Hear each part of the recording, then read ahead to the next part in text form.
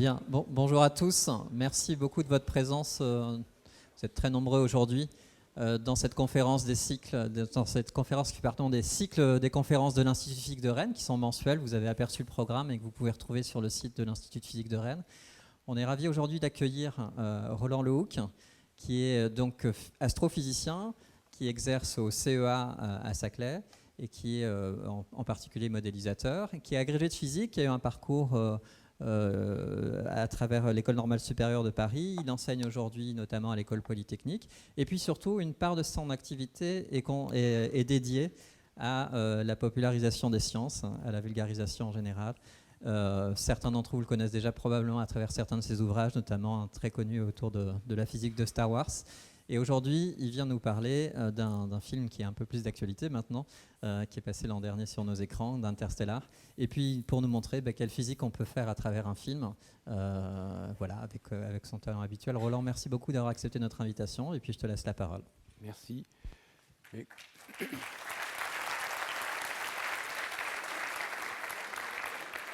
Merci de l'invitation. Déjà, c'est un plaisir de revenir à Rennes. J'y viens de temps en temps. Et je serai ce soir à l'Espace des sciences de Rennes que je connais bien.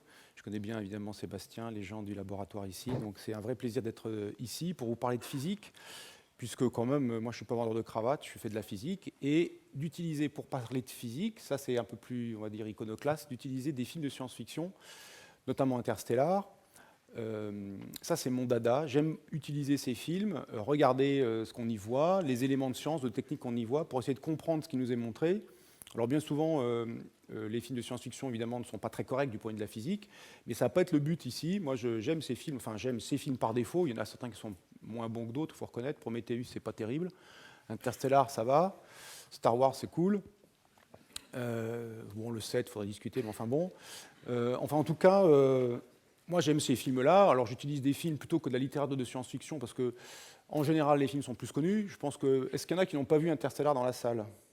Oui, il y en a toujours un ou deux, mais enfin, voilà, c'est quand même assez minoritaire. C'est pas un problème, on s'en fout. Si vous l'avez pas vu, ça n'a aucune importance.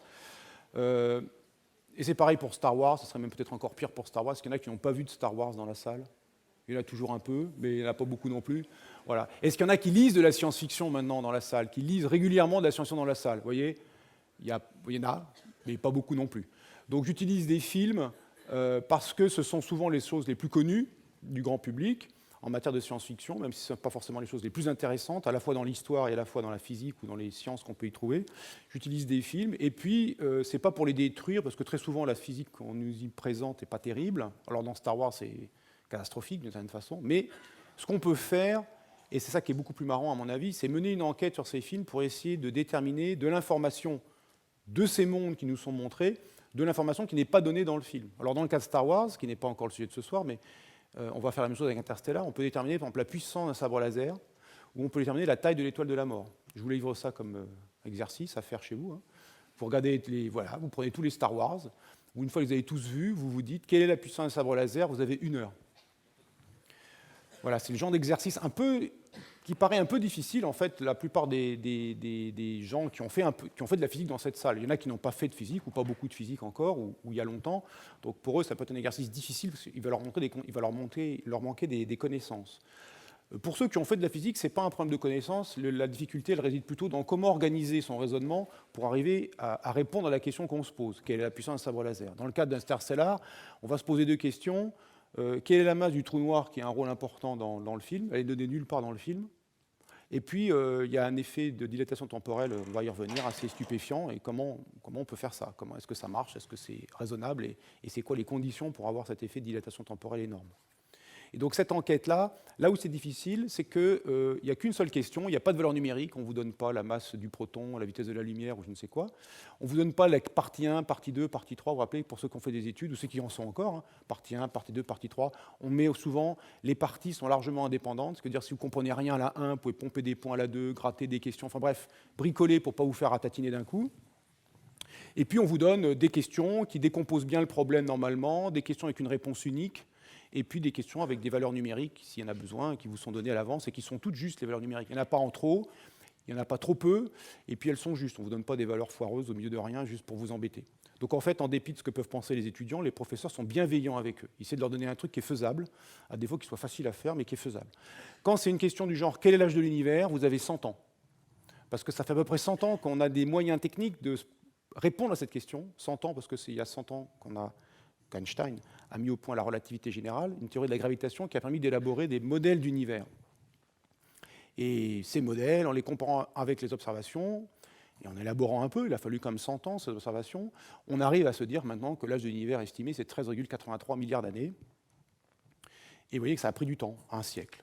Donc les questions ouvertes comme ça, quelle est la puissance d'un sabre laser, quelle est la masse de Gargantua, sont des questions difficiles parce qu'il semble qu'on manque d'éléments. Et donc ce qu'on va faire aujourd'hui, c'est faire de la physique. Apprendre un peu de physique peut-être au passage, parce qu'il y a des choses que je vais vous dire que vous ne connaissez peut-être pas, pour certains d'entre vous, mais c'est surtout faire de la physique en pratique, comment ça se passe dans un cerveau physicien ou de physicien ou de physicienne pour répondre à une question ouverte pour laquelle, a priori, on n'a pas grand-chose comme élément. Alors, pour Interstellar, d'abord, pour ceux qui n'ont pas vu le film, un rapide résumé. Ça a été fait par les gens qui ont fait le film, donc ça veut dire que vous voyez, c'est un peu compliqué, il y a des lignes temporelles, enfin c'est le bazar. Mais on ne va pas regarder tous ces détails-là, on va regarder que quelques-uns de ces détails. On va parler du trou noir et de ce qu'il y a autour du trou noir, notamment une planète qui s'appelle la planète de Miller, on va en parler un peu. On va parler du monde de Miller, de la planète qui est autour du trou noir. Donc le trou noir est ce monde qui orbite autour du trou noir. Et puis à la fin, si on a le temps, on parlera de la station Cooper à la fin, qui apparaît à la fin du film. Donc évidemment, ceux qui n'ont pas vu le film, il y aura des spoilers dans le film, enfin tant pis pour eux. Voilà, ils n'avaient qu'à pas être là. C'est pas grave, vous pouvez le voir après sans problème. Je ne raconte pas toute l'histoire. Il y a un point intéressant à savoir quand même, c'est que gravitation et temps sont vraiment au cœur d'Interstellar. Là, je montre tout de suite l'image qui est une très belle image d'ailleurs du film, dont on discutera tout à l'heure, où on voit le trou noir Gargantua qui semble être ce machin-là, et puis des trucs autour, et puis la planète Miller qui est ici. On va revenir sur cette image, on va revenir sur ce qu'on peut en dire et sur ce que ça signifie pour la planète Miller. Alors pour comprendre ce qui se passe quand même dans le film et pour comprendre comment je vais faire l'estimation de la masse du trou noir et puis ensuite de la dilatation, le fait que quand on va sur la planète de Miller, en y passant 1 heure, c'est équivalent à passer 7 ans sur Terre, ou 1 heure sur la planète font 7 ans sur la Terre, cet écart temporel énorme, est-ce qu'on peut le comprendre? Et pour ça, il faut comprendre ce qu'est la gravitation, et il faut la comprendre de façon qui n'est pas la façon classique, si j'ose dire, la façon standard, celle de Newton, la gravitation comme une force qui agit entre les corps à distance et qui fait des tas de choses. Il faut la comprendre à la façon d'Einstein, il faut la comprendre à une façon qui est radicalement différente et qui est fondée, c'est à la limite, je vois qu'il y a des jeunes étudiants qui sont en terminale peut-être ou en première, en tout cas qui ne sont pas encore au lycée, qui n'ont pas vu de relativité générale. D'ailleurs, probablement peu de gens dans la salle. Est-ce qu'il y a des gens qui ont déjà fait de la relativité générale dans la salle d'ailleurs? Ce n'est pas une discipline qu'on enseigne, oui, quelques-uns, vous voyez encore une fois un petit nombre. Quelques-uns. C'est une discipline qu'on enseigne évidemment à l'université, mais plutôt en master en fait, je pense, plutôt en master de physique. Et donc, alors que les rudiments de la relativité générale, donc de cette théorie de la gravitation d'Einstein, peuvent être expliqués de façon, à mon sens, assez simple, dès le niveau, je pense, terminal, même peut-être avant. Et ça part d'une constatation, c'est que les objets tombent de la même façon dans les champs de pesanteur. Les objets tombent de la même façon dans les champs de pesanteur, ça veut dire que ce soit une boule là en l'occurrence une boule de bowling ou une plume d'autruche, elles sont accrochées pour l'instant, elles sont accrochées à un système qui va s'ouvrir et qui va les laisser tomber dans une énorme chambre à vide. On va enlever l'atmosphère, on va enlever l'air dans une énorme chambre à vide et aux États-Unis qui sert à tester sous vide, dans des grandes conditions de vide, les satellites qu'on envoie dans l'espace quand on a besoin de faire des tests particuliers. Et on va regarder comment ça tombe. Donc c'est facile, il y a juste à lancer la petite vidéo. Ils sont décrochés en même temps, la plume d'autruche et la boule de bowling. Et voilà. Vous allez voir maintenant, la chambre à vide est grande. Hein. Et regardez, c'est absolument stupéfiant. On n'y croit pas, mais ça tombe exactement en même temps. Si on faisait l'expérience en vrai dans la pièce, évidemment, il y aurait des petites différences parce que les plumes volaient si j'ose dire, dans l'air, qui perturberaient leur mouvement. Là, quand c'est de vide, ça tombe exactement en même temps. C'est ce qu'on appelle universalité de la chute libre. Et alors, la chose absolument étonnante avec cette universalité de la chute libre, qui est constatée, en gros, déjà imaginée par Galilée, comprise par Galilée, par des expériences de pensée, il ne pouvait pas faire d'expérience dans le vide, et vérifiée ensuite par des expériences. Einstein a eu, avec cette expérience une expérience de pensée absolument stupéfiante qui lui a révélé la voie qu'il fallait suivre pour comprendre ce qu'était la gravité. Et voilà ce qu'il a dit. Il a dit « L'idée la plus heureuse de sa vie, c'est qu'une personne en chute libre ne sentira plus son poids. » Une personne en chute libre ne sentira plus son poids. Le poids, qui est la force qui nous tire vers le centre de la Terre, si on croit Newton, qui est l'attraction de la Terre, de nous vers la Terre et de la Terre vers nous. Les deux se font évidemment simultanément avec la même intensité. Et notre poids, c'est cette impression de cette force qui nous tire vers le centre de la Terre. Eh bien, en chute libre, on ne sent plus son poids. En chute libre, on a l'impression que la pesanteur, la gravité a disparu. Pour le comprendre, il suffit de se dire, imaginez-vous dans un ascenseur qui vient de se décrocher, donc vous êtes promis à une mort certaine dans quelques secondes, donc inutile de hurler, ça ne sert à rien. Faites une expérience de physique pour vos derniers instants, pour égayer vos derniers instants. Et l'expérience de physique est la suivante. Vous tenez un objet, et donc ayez en tête ce qu'on a vu avec la plume et le boulet. Vous êtes dans l'air quand même, bon, on va essayer d'imaginer qu'il n'y a pas d'air. Vous avez dans votre main un objet, et vous tombez avec l'objet dans votre main. Donc ça veut dire que l'objet, il vous suit, évidemment, vous l'accrochez, il est accroché à vous, donc il n'a pas d'autre choix que de vous suivre. Mais si maintenant, pendant votre chute, vous écartez les doigts, juste vous tenez l'objet, vous écartez les doigts, vous ne le jetez pas, vous le lâchez juste en écartant les doigts. Qu'est-ce qui va se passer pour l'objet? Vous êtes en chute libre. Et tous les objets tombent de la même façon. Alors qu'est-ce qui va se passer pour l'objet? Qu'est-ce qu'il va faire devant vos yeux? Il va rester sur place. Il va tomber exactement en même temps que vous. Exactement en même temps que vous. Et donc vous qui êtes en train de tomber, et l'objet qui est devant vous, qui est en train de tomber exactement au même rythme, vous allez avoir l'impression que cet objet il reste là, sans bouger, et donc que la pesanteur a disparu. C'est cette expérience de pensée qu'a eu Einstein, un truc absolument incroyable, qui paraît simple une fois que c'est dit, mais qui nous dit que finalement, pour faire disparaître la pesanteur, il faut être en chute libre. Et à ce moment-là, vous êtes dans un référentiel particulier, comme on dit en physique, un référentiel accéléré, dans lequel vous avez, entre guillemets, effacé la pesanteur pour les physiciens, comme on efface ou on a fait apparaître les forces d'inertie quand on change de référentiel inertiel à un référentiel qui n'est pas inertiel. Un exemple où ça marche, alors je pourrais le faire ici, là c'est un peu haut pour moi, vu mon âge, mais si je me jette du bord, pendant une fraction de seconde, je vais être en chute libre, pendant peut-être un dixième de seconde, et je ne sentirai plus mon poids. D'accord ? Donc c'est assez facile. Il y a l'air, bien sûr, qui me fera un léger frottement sur moi, mais essentiellement, je serai en chute libre, presque en chute libre. Et là, voilà ce qui se passe dans un avion qu'on appelle l'Airbus 0G. C'est un avion qui fait une trajectoire comme ça. J'exagère à peine dans le rapport. Il se met à monter de façon très raide, incliné à 45 degrés. Ce n'est pas des évolutions habituelles pour un avion de ligne, mais c'est un avion de ligne normal. L'Airbus 0G, c'est un A300 normal. Il se met à monter de façon très raide, et puis à un moment donné, il coupe les moteurs et il fait une petite trajectoire parabolique comme ça, où il est en chute libre, sous la seule influence de la pesanteur de la Terre. Lui et tous les passagers, les matériels qui sont dans les manips qu'on voit là, tous ces blocs-là sont des expériences scientifiques. Là, ces gens-là sont des scientifiques. Là, il y a un gars qui est là pour surveiller que tout se passe bien, pour récupérer les gens qui ne font pas gaffe. Et comme tout le monde est en chute libre, c'est comme si la pesanteur, la gravité, avait disparu pendant les 22 secondes. Ça ne dure pas des heures, évidemment, sinon à un moment donné, ça se finit mal. Pendant 22 secondes, l'avion est en chute libre, puis après, le pilote récupère l'avion, fait une ressource, qu'on appelle une ressource, et hop, il recommence. Et il enchaîne comme ça des vagues, si j'ose dire, de paraboles. Il enchaîne des paraboles pendant lesquelles il y a une vingtaine de secondes d'impesanteur, de disparition de la pesanteur locale, si j'ose dire, alors que l'avion est au contraire pleinement soumis à la pesanteur de la Terre, à la gravité de la Terre. Et on voit, pendant ces 22 secondes, on emploie des expériences sur les matériaux en microgravité, on appelle ça en microgravité. Il y a comme les frottements de l'air, il y a comme des petites choses qui font que la pesanteur effective n'est pas tout à fait nulle. Et c'est la même chose, évidemment, qu'on observe dans l'espace. Quand on est en orbite autour de la Terre, eh bien, on est simplement en chute libre permanente. Être en orbite autour de la Terre, ça veut dire la chute libre permanente. Alors, par chute libre, on a toujours tendance, parce qu'on dit chute, on a l'impression qu'on chute vers la Terre et qu'on va finalement rencontrer la Terre. On n'est pas obligé de rencontrer la Terre quand on chute vers la Terre, il suffit d'être assez habile. On peut, pour voler finalement, si je voulais voler en partant d'ici, qu'est-ce que je dois faire? Je me jette dans le vide. Et je veux rester en orbite autour de la Terre. Qu'est-ce que je dois faire en plus de me jeter dans le vide? Si je fais que me jeter dans le vide, en une fraction de seconde, je m'écrabouille au sol. Donc il faut que je tombe vers la Terre, mais que je la rate. Ça va pas être facile, quoi. D'accord? On peut regarder la Terre, on se dit, oulala, ça va pas être facile de rater la Terre vue d'ici, quoi. En fait, si, c'est possible. Alors, on va oublier qu'il y a des murs, des portes, des fenêtres, des montagnes, des bâtiments. On va imaginer que la Terre, c'est comme une sorte de sphère parfaite et que je me jette d'un petit promontoire. Mais si je me jette vers la Terre et qu'en même temps, je donne un gros coup de rein, mais un gros coup de rein sur le côté, ça veut dire que non seulement je tombe attiré par l'attraction de la Terre, mais qu'en même temps, je me déplace perpendiculairement au rayon terrestre. Donc, je vais tomber comme ça, mais je me déplace aussi très vite par là.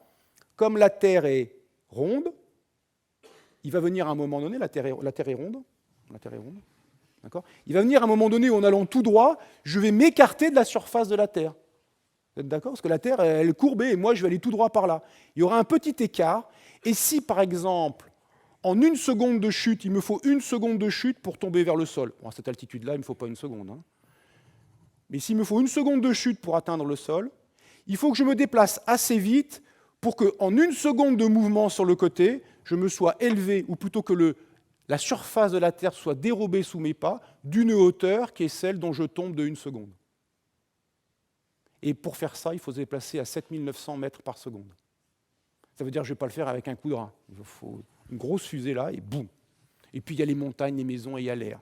Mais si vous faites ça en orbite, si vous avez une vitesse sur le côté, si j'ose dire, assez importante, eh bien, vous vous déplacez, vous tombez un peu, mais le fait que la Terre se soit dérobée sous vos pas parce que la Terre est ronde, la Terre est sphérique, eh bien, ça compense votre petite chute et vous tournez autour de la Terre. Ça s'appelle être en orbite.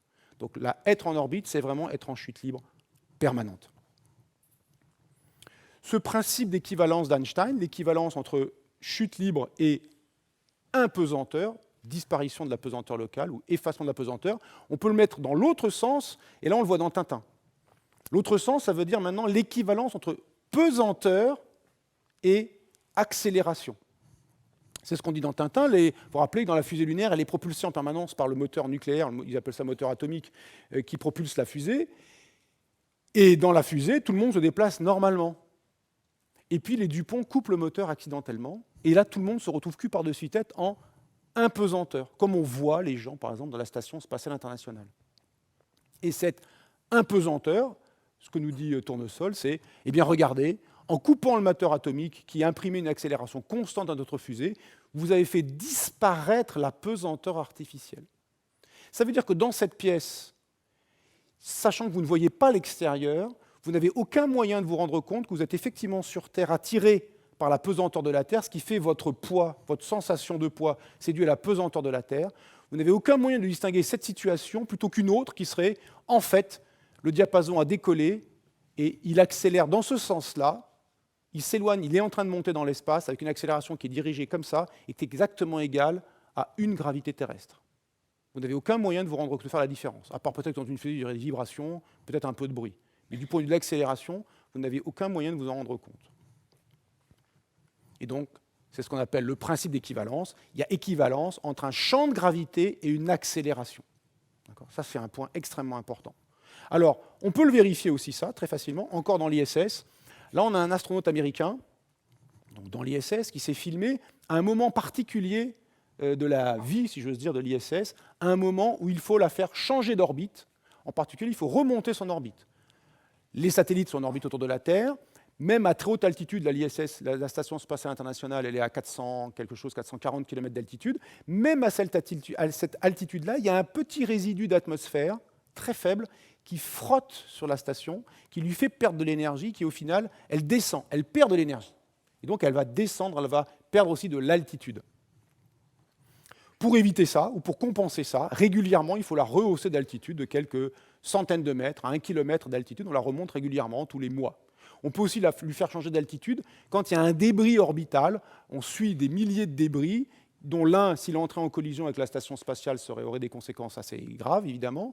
Donc, pour éviter la collision, ou pour être sûr que la collision se fait à grande distance et qu'il n'y a pas de problème, on modifie légèrement l'orbite de la station. Et pour faire ça, il y a un module Soyouz qui est accroché, il y en a plusieurs accrochés à la station pour simplement la sécurité des astronautes. Il y a ceux qui arrivent pour livrer le matériel et qui repartent avec les déchets. Et puis il y en a qui restent là en permanence pour que si les astronautes doivent partir, eh bien, ils puissent partir. Et puis il y en a un qui est là aussi pour propulser la station. en la propulsant, c'est-à-dire en la poussant. Donc il y a un tout petit, en gros, un tout petit module fusée qui pousse l'énorme station de 400 tonnes. Il la pousse pas très fort, mais il la pousse suffisamment pour lui faire gagner quelques mètres par seconde de vitesse orbitale. Et quelques mètres par seconde sur pratiquement 7700 mètres par seconde, c'est suffisant pour lui faire changer d'orbite de quelques centaines de mètres à 1 kilomètre. Et regardez ce qui se passe pendant la propulsion. Donc là, on voit l'astronaute qui nous explique qu'il est dans la station spatiale. Là, si les feuilles volent, c'est parce que c'est à cause du ventilateur. Regardez bien l'appareil photo un peu cher, là. Il tient tout seul en l'air. Ils sont en impesanteur. Ils sont en orbite autour de la Terre, dans la station spatiale, donc ils sont en chute libre permanente.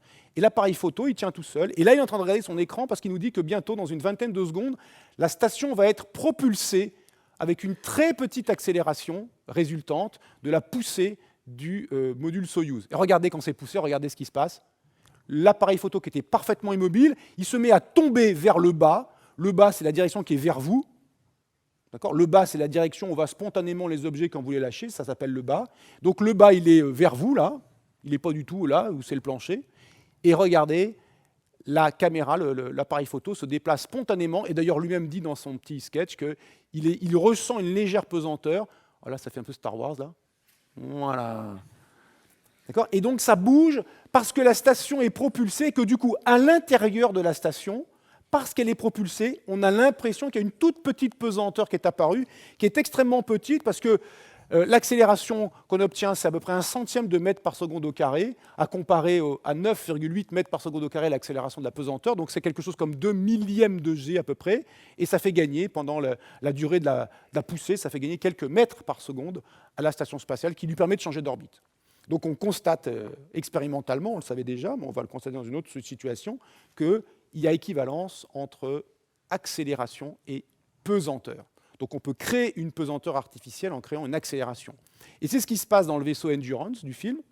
Ce vaisseau qui est ici, ce vaisseau qui est en rotation sur lui-même autour de peut-être son axe de symétrie, j'espère. En tout cas, il faut qu'il soit autour de, si ce n'est pas son axe de symétrie, c'est autour de son centre de gravité, qui n'est peut-être pas son axe de symétrie, mais enfin, il va être en rotation autour de lui-même, sur lui-même. Ce qui fait que, à cause de la rotation, sur les parties extérieures, les gens qui sont dans ces caissons-là, vont subir une accélération centrifuge qui leur donnera l'illusion d'être dans un champ de pesanteur. Et du coup, cette chose-là, cette partie-là, ce sont les planchers du vaisseau. Sont des planchers du vaisseau. Le vaisseau en rotation crée cette accélération centrifuge dirigée par là qui leur donne l'impression d'une pesanteur. Et là où ça devient marrant, c'est qu'on peut commencer à calculer, parce que les dingues comme moi, ils regardent le film en détail. Et par exemple, quand on voit l'Endurance, quand ils arrivent, l'Endurance est en orbite autour de la Terre, les astronautes arrivent dans l'Endurance qui n'est pas en rotation, ils rentrent dedans, ils sont en impesanteur, et ils mettent le vaisseau en rotation avant de partir, et les dingues comme moi, ils comptent. Et le vaisseau, il fait un tour en 12 secondes. Eh bien, entre un tour par 12 secondes et la gravité qui va être créée au niveau des planchers qui sont ici doit être de l'ordre de la gravité de la Terre. On n'imagine pas qu'ils mettent une gravité plus importante où les gars seraient écrasés sous leur poids ou sous le poids apparent dû à la force centrifuge. Au contraire, une gravité très légère où ils ne tiendraient pas bien ou pas très efficacement sur le sol. Donc mettons une gravité ici qui est celle de la Terre. Eh bien, un tour en 12 secondes et la nécessité qu'ici la gravité, donc l'accélération centrifuge, soit égale à celle de l'accélération de la pesanteur sur la Terre, ça nous donne un rayon, ça fixe le rayon. Pour ceux qui savent la physique, je ne détaille pas. Pour ceux qui ne savent pas, ce n'est pas grave. On peut calculer le rayon de l'Endurance alors qu'il n'est pas donné dans le film.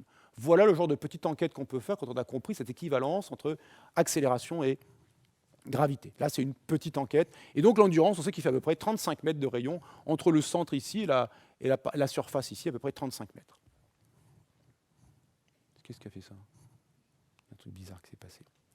Alors, Einstein, en développant cette idée-là, a fait émerger une vision de la gravité qui est complètement différente de celle de Newton.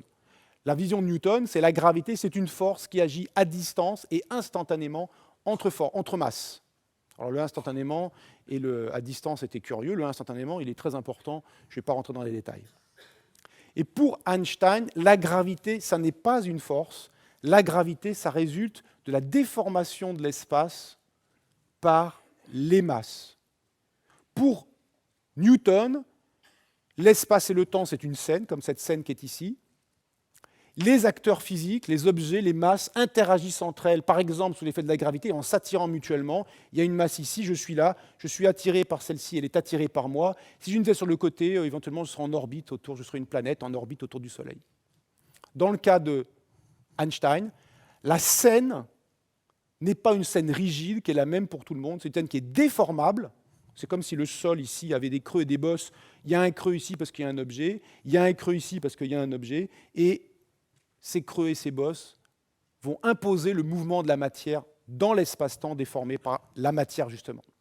Cette vision-là, elle est totalement différente. La gravité, c'est une conséquence de la géométrie de l'espace-temps dans lequel vous évoluez, géométrie qui est fixée par la matière et les déplacements de matière qui sont dans cet espace-temps.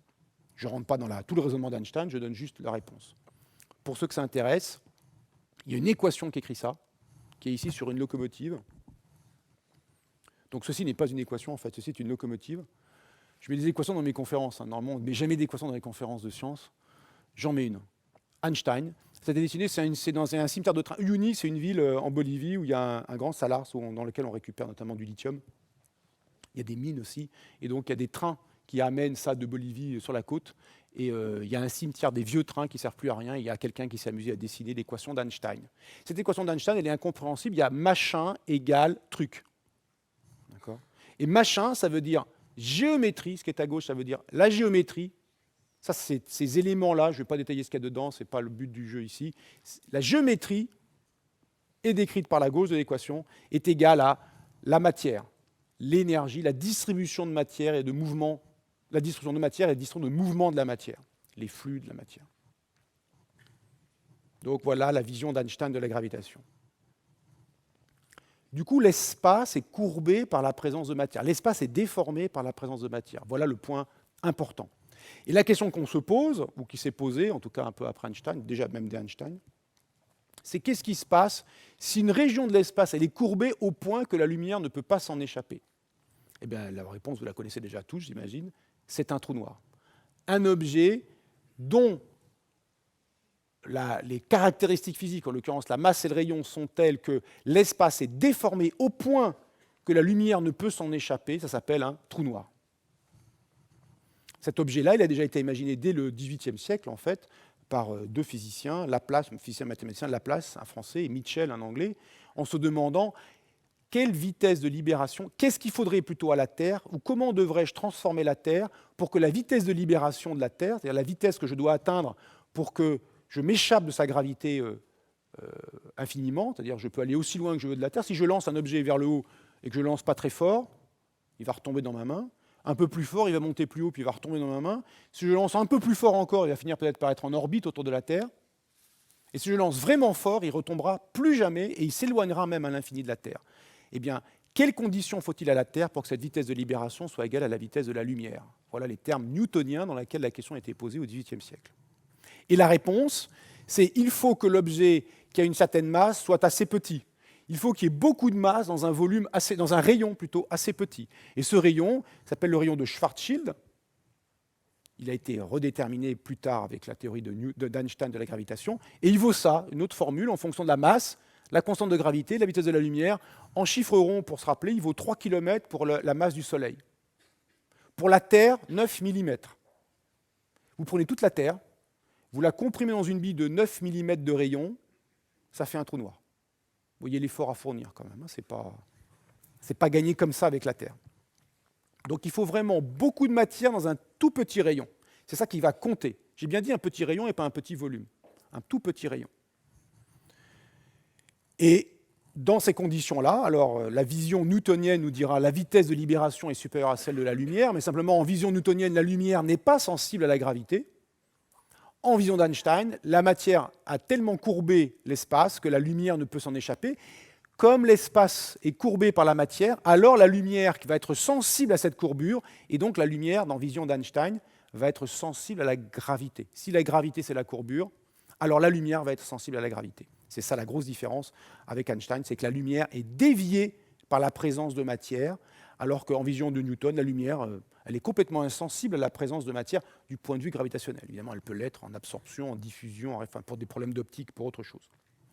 Alors du coup, qu'est-ce qui se passe? Quand on veut comprendre ça maintenant, En termes newtoniens, on se dit oui, ça dépasse la vitesse de libération. La vitesse de la lumière la vitesse de libération est supérieure à la vitesse de la lumière.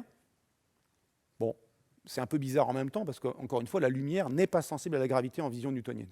Comment comprendre ça en termes de courbure de l'espace? Alors pour ça, il faut faire un petit dessin. Donc je mets déjà le dessin là et puis on va décrire ce qui se passe dessus. Il faut d'abord regarder la partie gauche du dessin. Horizontalement, ça va être l'espace et verticalement, ça sera le temps. Il y a une seule dimension d'espace. Il y a à droite et à gauche. Enfin, pour vous, ça sera l'inverse, à gauche et à droite. D'accord ? J'ai deux directions. Je ne peux me déplacer que sur cette ligne qui est ici. D'accord ? Et vous ne pouvez pas vous déplacer. Vous êtes assis sur vos chaises. Quelle est votre trajectoire dans l'espace-temps? On va commencer à faire un peu de physique relativiste. C'est quoi votre trajectoire dans l'espace-temps? Comment il faut s'imaginer? Eh bien, vous êtes des sortes de spaghettis. Plutôt de boudins, parce que les spaghettis, vous seriez très fins, vous êtes un peu épais finalement, pas tous, mais certains. Et donc, vous êtes une sorte de boudin spatio-temporel. C'est-à-dire, vous ne bougez pas dans l'espace, et en même temps, vous vous déplacez dans le temps. Donc, si je regarde horizontalement l'espace et verticalement le temps, votre déplacement, c'est une ligne droite verticale. Vous ne bougez pas dans l'espace, mais vous bougez dans le temps. Là, vous n'avez pas le choix. D'accord ? Et moi, c'est pareil. On est tous là des spaghettis spatio-temporels. Bon, maintenant, je bouge, moi. Maintenant, je fais ça. C'est quoi mon déplacement dans l'espace-temps? Dans l'espace-temps, ça va être, je me déplace à la fois dans l'espace et dans le temps. Donc, je fais une ligne inclinée. Inclinée à droite si je vais à droite, inclinée à gauche si je vais à gauche, et la vitesse à laquelle je me déplace va régler l'inclinaison. Si je ne me déplace pas, la ligne est verticale. Si je me déplace un peu, plus vite je me déplace, plus la ligne sera inclinée. Mais il y a une limite. Je ne peux pas dépasser la vitesse de la lumière. Donc si je me déplace à droite avec la vitesse de la lumière, voilà ma trajectoire. Si je me déplace à gauche, voilà ma trajectoire. Ce qu'on appelle en physique le cône de lumière. Toutes les particules, tous les objets matériels vont se déplacer forcément dans ce cône de lumière en partant de ce point de l'espace et du temps.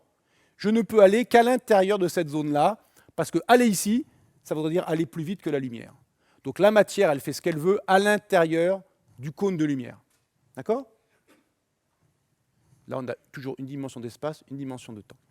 Alors maintenant, qu'est-ce qui se passe si je m'approche d'un trou noir? Plus généralement, si je m'approche d'un astre qui va déformer l'espace-temps, et le trou noir, c'est le cas extrême.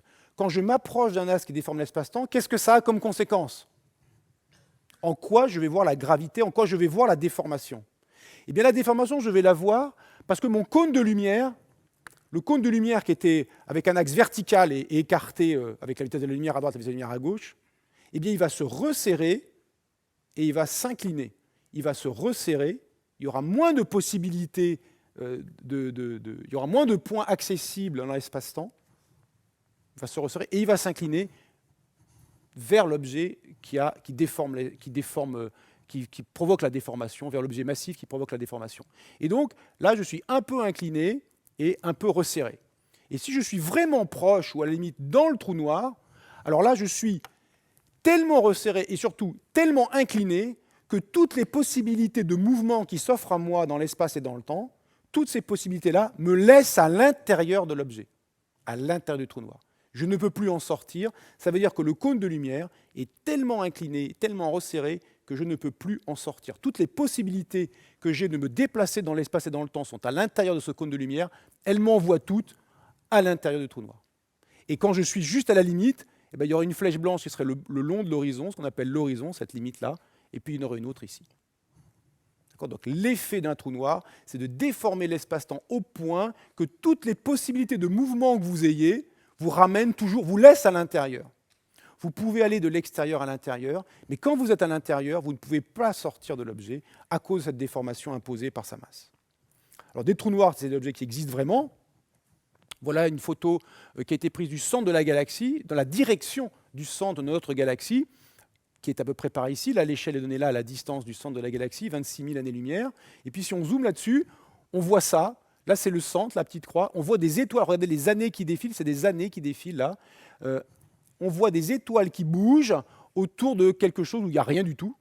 On ne voit rien là. Il y a des étoiles. Ce sont des étoiles qui sont vues en infrarouge. On ne voit rien là. Et regardez le mouvement de cette étoile. C'est assez stupéfiant. Elle fait une ellipse, une très jolie ellipse, qui respecte parfaitement les lois de Kepler. Il y a un truc ici massif au foyer. La période, le rapport entre le cube d'une mi-grand axe et le carré de la période, il tombe impeccablement dans les lois de Kepler, etc. Et permet de déterminer la masse de l'objet qui est ici. Là, il y a un truc qui ne brille pas et qui fait 4 millions de masses solaires. Cet objet-là, il ne brille pas, il fait 4 millions de masses solaires. On peut regarder en lumière radio et on voit rien du tout, jusqu'à une échelle qui est plus petite, enfin de l'ordre de plutôt du système solaire. On a un objet qui fait 4 millions de masses solaires, qui ne brille pas et qui est plus petit que le système solaire. Et le seul objet qu'on imagine respecter ces conditions d'observation, c'est un trou noir supermassif, 4 millions de masses solaires, au centre de notre galaxie. On ne le voit pas directement, on le voit indirectement par les effets gravitationnels des étoiles qui sont en orbite autour du trou noir. Des étoiles qui sont en orbite autour du trou noir. D'habitude, c'est les planètes en orbite autour des étoiles, et puis les étoiles, c'est les chefs. Dans le système solaire, le Soleil il pèse 99,98% de la masse du système solaire. Donc d'habitude, c'est les étoiles qui pèsent. Là, les étoiles, c'est que dalle. C'est une masse solaire, typiquement autour de 4 millions de masses solaires. Alors, est-ce qu'on peut quand même voir un trou noir? Qu'est-ce que ça aurait fait? Ça veut dire quoi, voir un trou noir? Donc, de l'intérieur, rien ne peut vous venir. Mais cet objet va avoir une influence sur son extérieur ou son voisinage proche. Dans cette image, ne cherchez pas, il n'y a pas de trou noir. C'est juste une image reconstituée du ciel, où on voit les deux nuages de Magellan ici, puis tout un tas d'objets que je vais vous montrer. Les deux nuages de Magellan qui sont là. On voit la Croix du Sud, c'est la petite constellation qui est là-haut, donc c'est plutôt un ciel austral. On voit Alpha et Beta du Centaure, c'est l'étoile Sirius, la plus brillante du ciel, qu'on voit d'ailleurs de la France, mais plutôt en hiver, l'étoile Canopus de la Carène.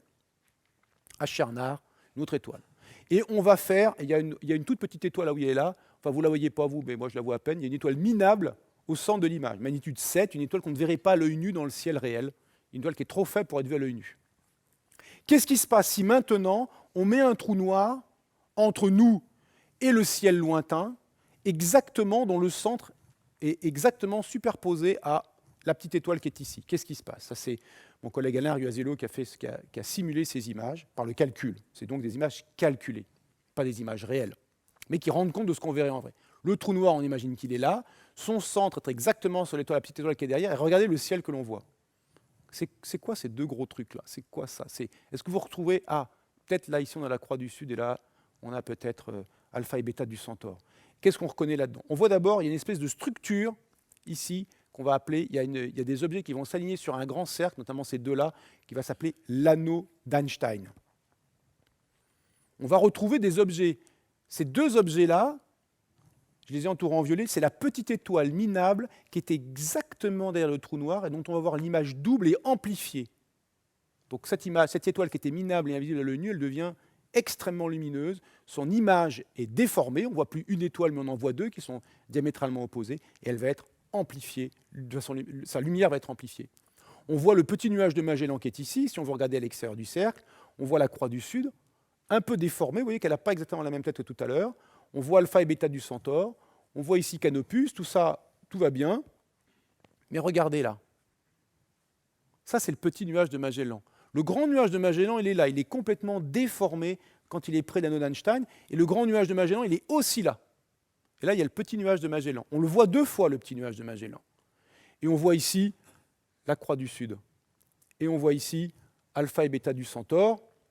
Et on voit ici, j'ai rajouté quoi je ne sais plus quoi, le rouge qui est là, oui, Canopus. D'accord ? Et à chaque fois, on voit l'objet, ils sont alignés sur le même axe. On voit l'objet à l'extérieur de l'anneau d'Einstein et à l'intérieur. Ça résulte d'une chose très curieuse, c'est qu'on a dit que la matière, un objet, pouvait dévier la lumière.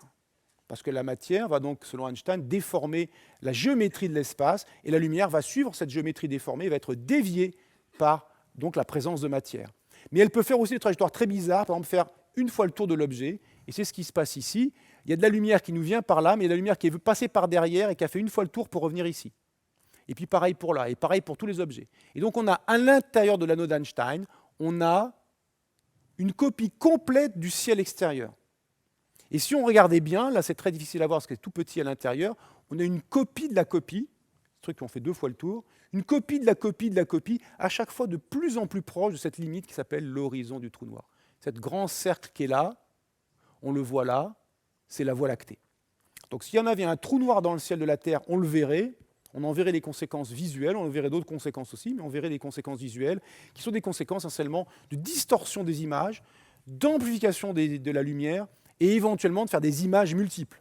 Des distorsions, la structure de l'image est tordue, et éventuellement il y a des multiples images, comme par exemple ces deux qui sont là. Alors ça se constate en vrai, ça s'appelle des lentilles gravitationnelles. Vous devez voir sur cette image où on voit les objets en jaune, ce sont des galaxies, d'un amas de galaxies qui s'appelle Abell 1689. Et regardez ici, on voit plein de structures ici, des machins en forme d'arc. Regardez ça, regardez ici. Ce sont des galaxies qui sont plus lointaines que l'amas de galaxies, cet amas massif déforme l'espace autour de lui et dans lui, et la lumière qui nous vient de l'arrière-plan de galaxies plus lointaines que l'amas eh bien, est déformée, ces images sont déformées, et on voit l'effet qu'on appelle lentille gravitationnelle, l'effet de la déformation de la courbe de l'espace imposée par l'amas de galaxies. Il y a des choses encore plus spectaculaires comme ça. On voit ici une galaxie, plus loin il y en a une autre, dont l'image est tellement déformée qu'elle apparaît presque exactement sur l'anneau d'Einstein. Ça, des exemples comme ça, on en a plus d'une vingtaine, où on voit l'anneau d'Einstein d'une galaxie, qui est celle-ci, causée par la masse, la présence d'une autre. Donc voilà un premier effet des trous noirs, de la déformation du fond d'étoiles lointaines. Un autre effet, c'est qu'un trou noir, il n'est pas forcément tout seul au milieu de rien, il peut avoir de la matière autour de lui, et que cette matière va tomber sur le trou noir, éventuellement en formant un disque. Pourquoi un disque? Parce que cette matière qui tombe sur le trou noir, d'une part, et qui d'autre part est en rotation, éventuellement en rotation, eh bien avec la force centrifuge, va être étirée. Autrement dit, la matière qui tombait éventuellement de façon sphérique, étirée par la force centrifuge plus importante à l'équateur qu'au pôle, se retrouve à être aussi aplatie et à prendre la forme d'un disque qu'on appelle un disque d'accrétion. Et la question qui a été posée en fait il y a très longtemps, en 1979, par un physicien français, un astrophysicien français appelé Jean-Pierre Luminet, est-ce que je peux représenter l'aspect du disque d'accrétion de matière et de gaz, ce ne sont pas des planètes, hein, de matière et du gaz, qui tombent sur le trou noir. Et voilà une des premières images qui a été calculée en 1979 par Luminet, alors qui était calculée pas tout à fait à la main. En 1979, c'était la préhistoire pour les plus jeunes, mais il y avait déjà des ordinateurs. Mais on ne savait pas faire des visualisations de grand luxe. Et donc voilà, c'est uniquement noir et blanc, le trou noir est là, et on voit la densité de points représente la densité lumineuse, on voit une zone très lumineuse, une zone qui l'est moins, et tout ça, c'est le disque de matière. Ce calcul, alors d'abord, comment est-ce qu'on comprend ça? Le trou noir est ici, on a un disque de matière ici, un disque de matière là, et la présence du trou noir qui va déformer l'espace autour de lui fait que la matière qui est à l'avant, bon ben elle vous parvient, mais la matière qui est à l'arrière et qui partait, mettons, dans cette direction-là, vous n'auriez pas dû la voir, mais en fait, déviée par la présence du trou noir, elle va vous parvenir, ainsi que cette lumière qui vient de là-bas. Et puis pire encore, la matière qui est en dessous le disque, celle que vous n'auriez jamais dû voir, elle vous parvient sur le côté en faisant une image secondaire. Donc l'image que vous avez, ce n'est pas une grosse boule noire, si j'ose dire, avec autour un disque qui tourne et qui tombe vers le trou noir. Vous voyez plutôt quelque chose comme ça, la déformation du disque due à la déformation, à la courbure de l'espace-temps imposée par la présence du trou noir. Ces images ont été recalculées après par un autre astrophysicien qui est décédé maintenant très précocement, malheureusement, Jean-Alain Marc. Et voilà ce qu'il a calculé en 1995 avec des moyens de calcul plus modernes, si j'ose dire, en 1995, presque 20 ans après, 16 ans après. Les étoiles sont juste pour faire joli, ce qui est intéressant, c'est ça. Voilà ce qui se passe autour d'un trou noir. Et maintenant, voilà Interstellar. D'accord ? Donc, qu'est-ce qu'on constate ? Premièrement, ils se vantent un peu en disant que ce sont les premiers à avoir fait ces images. Mais ça, bon, c'est les Américains, donc les physiciens de la salle savent de quoi je parle. Deuxièmement, ils ont fait une très belle image. Quand je dis une très belle image, c'est-à-dire avec une qualité visuelle bien supérieure aux deux précédentes, évidemment. Ils ont des moyens de calcul de maintenant, et pas ceux de l'époque, donc on a des moyens bien supérieurs pour faire ça. Et on comprend cette image. Le trou noir, il est là. Bon, ça, c'est la planète Miller dont on va parler. Il y a le disque d'accrétion qui est ici, qui brille en lumière visible. Alors, on va y revenir, c'est-à-dire que je le vois avec mes yeux. Il y a la partie supérieure de l'arrière du disque, ce qui est à l'arrière, mais qui est relevé d'une certaine façon, parce que la lumière est déviée par la présence du trou noir. Donc c'est comme s'il était, l'effet visuel, c'est comme s'il était relevé au-dessus, comme une sorte de gloire, comme une sorte d'auréole. Et puis la partie qui est là, c'est la partie inférieure de l'arrière du disque. D'accord ? Donc cette image-là, c'est un disque d'accrétion qui est vu, et la lumière que je reçois est déviée, déformée, enfin l'image que je vois du disque est déformée par la présence du trou noir. Alors, si le disque d'accrétion brille en lumière visible, ça pose quelques questions, parce que cette matière qui est en train de tomber sur le trou noir, elle tourne à des vitesses considérables, hein, des dizaines de milliers de kilomètres par seconde, il faut avoir comme vitesse pour être en orbite autour d'un trou noir à des distances qui sont de l'ordre de quelques fois la taille de son horizon, du type par exemple 50 000 km par seconde, avec des frictions internes dans le disque qui peuvent être considérables, une dissipation d'énergie considérable qui fait que ce truc-là ne devrait pas briller en lumière visible. S'il brille en lumière visible, c'est qu'il est à quelques milliers de degrés. Il devrait briller plutôt en rayons X, ce qui est un peu évidemment dans le film fâcheux, parce que si ça brille en rayons X, on ne voit pas le disque avec nos yeux, donc on ne devrait rien voir autour du trou noir, et donc pas voir le trou noir, donc rien voir du tout. La planète qui est ici, si elle est éclairée par les rayons X, c'est même pas la peine d'aller voir, elle est stérilisée par les rayons X. Et puis vous qui êtes là en train de regarder le spectacle, vous en prenez aussi plein la gueule aux côtés des rayons X, donc il ne faut pas être là. Donc si on veut voir ce disque et que ça soit un peu joli, il faut qu'il soit en lumière visible, mais du coup c'est un disque, on va dire, un peu atone, qui brille, qui est 6000 degrés, ce qui est quand même pas une température ridicule, mais qui n'est pas du tout les centaines de milliers, voire les millions de degrés qu'on attend pour des disques éventuellement des disques d'accrétion autour de trous noirs. Il y a un autre effet aussi, où les trous noirs se maquillent, ou en tout cas ça a été fait par Nolan. Voilà le Gargantua tel qu'on le voit dans le film, ça c'est tiré d'un article. La science de Interstellar a été motivée par un physicien qui s'appelle Kip Thorne, qui est un physicien américain, qui est un spécialiste de relativité générale et qui a, disons, donné des billes scientifiques, pour dire le moins, pour la représentation du trou noir et tous les effets temporels dans le film. Et donc il a publié, lui et son équipe ont publié ensuite un article dans une revue scientifique tout à fait sérieuse, des images calculées pour discuter ce qu'elles auraient dû être dans le film et qu'elles ne sont pas, parce que le réalisateur, Christopher Nolan, a décidé que ça ne lui convenait pas. Visuellement, ça ne lui convenait pas. Voilà l'image du trou noir qu'il préférait avoir. On voit là c'est la partie supérieure de l'arrière, ça c'est le disque qui est devant, et là c'est la partie inférieure de l'arrière du disque. Comme ce disque il est en rotation, il y a une partie qui s'approche de vous, une partie qui s'éloigne de vous. Et vous savez que les sources de lumière qui s'approchent de vous, ce qu'on appelle l'effet Doppler-Fizeau, apparaissent plus bleues qu'elles ne sont en réalité, et les sources qui s'éloignent de vous apparaissent plus rouges qu'elles ne sont en réalité. Cet effet Doppler-Fizeau, il est utilisé pour mesurer, par exemple, les vitesses des étoiles, ou les vitesses des mouvements des étoiles dans les galaxies, par exemple, ou les vitesses relatives des étoiles entre elles dans notre galaxie. Et voilà ce qu'on aurait dû voir. Plutôt quelque chose comme ça, pour montrer, là c'est pas la couleur peut-être visible, mais en tout cas c'est l'effet, un disque ici plus bleu et ici plus rouge. Il y a un autre effet, comme les vitesses de déplacement sont très importantes, des dizaines de milliers de kilomètres par seconde, il y a un autre effet qui doit être aussi très important, sur lequel je ne vais pas détailler, qui s'appelle le phénomène d'aberration relativiste, le fait que la direction d'un rayon lumineux n'est pas la même selon que vous êtes en déplacement relatif par rapport à la source ou pas. Et donc cet effet qu'on appelle d'aberration, eh bien, il aurait dû amplifier la lumière qui vient vers vous, vous auriez dû voir quelque chose de plus brillant que ça n'est en réalité, et diminuer la lumière, abaisser l'intensité lumineuse de la lumière qui s'éloigne de vous. Et une vision plus réaliste du trou noir aurait dû être celle-ci. Et vous regardez cette image, et quand vous la comparez aux images de Luminet et de Jean Lamarck, qui eux voulaient faire des images scientifiques, voilà l'image, leur image ressemblait à ça, ou cette image ressemble à la leur. Alors que l'image de Gargantua, qui est celle-ci, ressemble à une jolie image que Nolan a choisie, et a choisi d'enlever des couches de physique, si j'ose dire, parce qu'il trouvait que c'était plus joli et moins compliqué pour le public. Bon, il ne se fait pas une grande idée de l'intelligence du public, mais en tout cas, il a choisi cette image-là en enlevant des couches de physique. Donc cette image, on peut dire qu'elle est plausible, mais elle n'est pas réaliste, même si elle a l'air très belle. Ce n'est pas une véritable image de ce qu'on verrait d'un trou noir. On ne verrait rien à nos yeux, il faudrait regarder en rayons X, et on verrait des choses un peu différentes. Alors maintenant, la question, c'est quelle est la masse de Gargantua? Quelle est la masse de cet objet-là? Alors, pour déterminer sa masse, si on n'a rien d'autre, on est embêté. Là, on a cet objet-là qui est ici, qui est une planète en orbite autour de Gargantua. Et ça, c'est très intéressant. Elle est en orbite. Elle est en orbite stable, parce qu'il y a des tas d'orbites qui sont instables autour des trous noirs. 2, elle est là. Elle n'est pas pulvérisée, elle n'est pas détruite par le trou noir. On a l'impression toujours qu'un trou noir, c'est le machin qui aspire tout. On va tomber dans le trou noir, c'est une catastrophe. En fait, si le Soleil, notre Soleil, était remplacé instantanément par un trou noir, alors il ne se passerait rien. Enfin, à part la lumière du jour, mais au point de vue orbital, pour la Terre, il ne se passerait rien.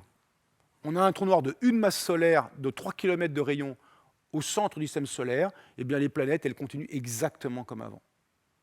Là où ça commence à être un peu subtil, c'est quand on s'approche vraiment du trou noir à des distances de l'ordre de quelques dizaines de fois le rayon de son horizon, une trentaine, une quarantaine, une centaine de kilomètres du trou noir, là, il y aura des effets tout à fait différents de ce qui se passerait par rapport entre le trou noir et le Soleil. Les écarts seraient tout à fait considérables. Et notamment, il se passerait une chose qui se produit déjà, qu'on appelle les effets de marée. Les effets de marée, si on les regarde du point de vue newtonien, qu'est-ce que ça veut dire? Ça veut dire que la Terre, elle tombe vers la Lune, elle est attirée vers la Lune. Et je vous rassure, la Lune tombe vers la Terre aussi. Et comme elles ont une vitesse relative, finalement, voilà, elles tournent, toutes les deux, tournent autour de leur centre de gravité commun, qui est quelque part à la surface de la Terre, parce que la Terre est beaucoup plus massive que la Lune. Donc toutes les parties de la Terre tombent vers la Lune. Je pourrais faire le raisonnement pour la Lune avec la Terre.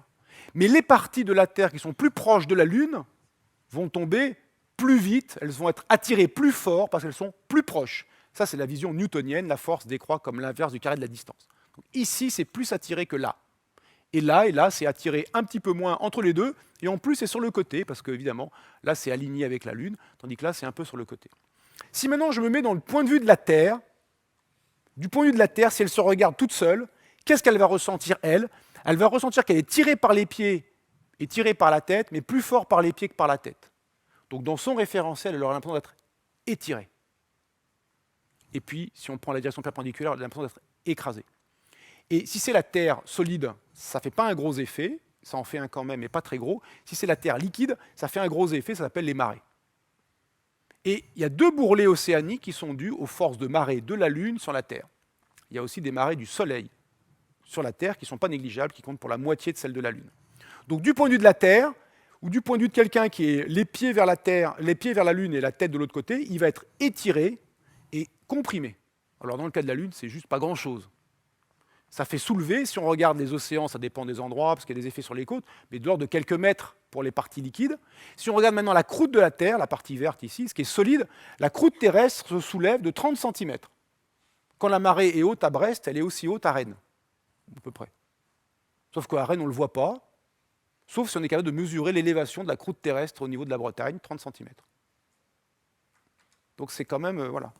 Le sol se soulève de 30 cm très doucement et retombe. C'est la déformation de la Terre due aux marées de la Lune. Si c'est maintenant on regarde les déformations de la Lune dues aux marées de la Terre sur la Lune, la croûte de la Lune se déforme de 1 mètre. Parce que la Terre est plus grosse, elle a un champ de gravité plus important que celui de la Lune, ça déforme plus.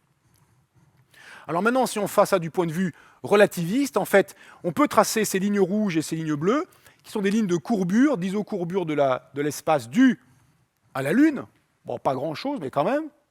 Et il y a des lignes le long desquelles on aura un étirement. Il y aura des lignes où ça va être comme ça, la courbure va être dans ce sens-là, ça va avoir tendance à étirer. Et dans l'autre, la courbure sera dans l'autre sens, ça aura tendance à comprimer la Terre. Là, c'est la vision einsteinienne de ça. Alors si maintenant on regarde l'image d'avant, la planète là, elle est là. Elle est dans les champs de marée du trou noir. Là où le trou noir a une activité, quelque chose qui va le différencier considérablement, c'est dans les effets de marée. Et ce trou noir, il a des effets de marée qui sont suffisamment faibles pour ne pas pulvériser la planète qui est autour de lui, qui orbite autour de lui. Si l'effet de marée était trop important, la planète serait étirée et serait brisée. Elle est étirée par les forces de marée du trou noir et elle résiste par sa propre gravité.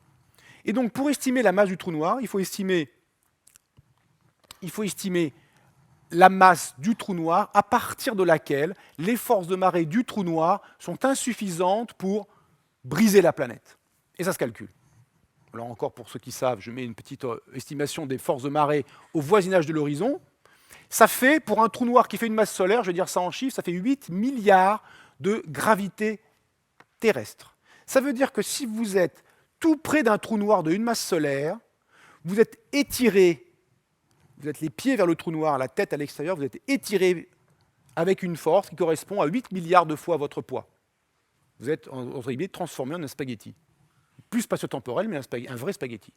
Donc on ne s'approche pas d'un trou noir, ce n'est pas tant à cause de sa gravité énorme, c'est surtout à cause des variations sur des courtes distances de sa gravité énorme. Ça veut dire, en termes einsteiniens, des variations de la courbure de l'espace imposées par sa présence. Et vous, votre corps, quand il fait 2 mètres de taille, il est suffisamment grand pour explorer ces variations de manière manifeste, et il se retrouve écrabouillé de 8 milliards de gravité par mètre. Et vous remarquez que ça dépend en inverse du carré de la masse. Plus le trou noir est massif, plus ces forces sont faibles. Eh bien, vous calculez, à partir pour la taille d'une planète, comme la planète de Miller, dont on va supposer que sa taille est de l'ordre de celle de la Terre, donc sa gravité est de l'ordre de celle de la Terre. En fait, on sait sa gravité plus exactement à Miller. On sait même que c'est 130% de la gravité terrestre. Eh bien, pour la planète de Miller, on va estimer quelle doit être la masse du trou noir pour que les forces de marée ne la brisent pas. Et quand on fait ça, on obtient, j'ai perdu mon truc, on obtient 225 millions de masses solaires. Il faut que le trou noir Gargantua fasse au moins 225 millions de masses solaires pour que ces forces de marée ne brisent pas la planète de Miller. Il peut faire 500 millions, je n'ai pas la valeur exacte, je dis qu'il fait au moins 225 millions de masses solaires. D'accord ? Donc ça, on le trouve en constatant qu'il y a une planète qui peut résister aux forces de marée du trou noir Gargantua. Alors ça a quand même des conséquences, parce que si la planète résiste, la planète, vous l'avez vu dans le film, elle est recouverte d'eau. Eh bien, recouverte d'eau, ça veut dire qu'il va y avoir des marées un peu importantes. Ben, c'est ce qu'on constate. Il y a des grandes vagues, pour ceux qui ont vu le film, rappelez, il y a une grande vague de 1 km de haut. Bon, il y aurait à dire sur cette vague, je ne vais pas rentrer dans le détail, mais il y aurait une grande vague de... Enfin, si, quand même, je peux dire une chose, c'est que l'eau de cette vague, elle vient d'où ? Ben, de l'océan. Mais comment elle fait pour monter la vague ? Elle est tirée, mais qu'est-ce qu'elle fait ? Enfin, qu'est-ce qu'elle fait ? Elle ne fait rien, la vague, mais c'est un peu comme si elle remontait ses jupes, comme si elle remontait de l'eau autour d'elle pour être attirée étirée par les forces de marée de Gargantua. Et donc cette vague-là, le niveau de l'eau ici, il ne bronche pas. Le niveau, il ne bouge pas. Vous vous rappelez, les mecs, ils arrivent, ils pataugent dans l'eau, ils ont de l'eau jusqu'ici, ce qui est un peu curieux pour un océan. Enfin, ils pataugent un peu dans l'eau, puis la vague arrive et l'eau, elle est toujours là.